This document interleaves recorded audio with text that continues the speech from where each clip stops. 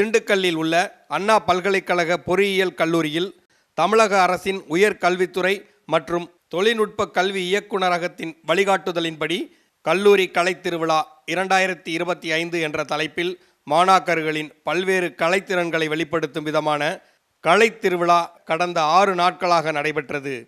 திண்டுக்கல்லில் இருந்து பழனி செல்லும் சாலையில் அமைந்துள்ள அண்ணா பல்கலைக்கழக பொறியியல் கல்லூரி வளாகத்தில் கலை வழியாக கல்வியை வளர்ப்போம் என்ற கோட்பாட்டை மையமாக கொண்டு நடைபெற்ற இவ்விழாவில் மாணவ மாணவிகள் தங்களின் தனித்திறமைகளையும் சிந்தனைகளையும் பல்வேறு கலைகளின் மூலம் வெளிப்படுத்தினர்.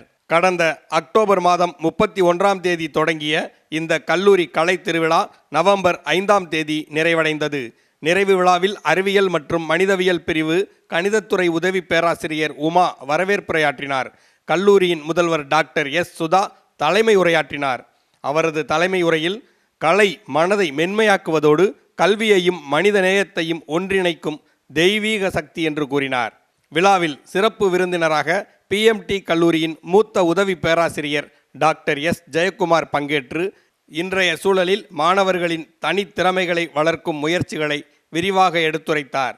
இம்மாணவர்களின் முயற்சிகள் கல்லூரியின் பெருமையை காட்டுவதாக பாராட்டினார்.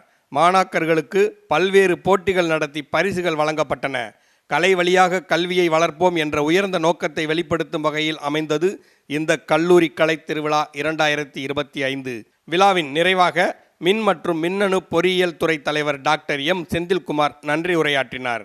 இந்நிகழ்ச்சியில் ஏராளமான மாணவ மாணவிகளும் பேராசிரியர்களும் கலந்து கொண்டனர்.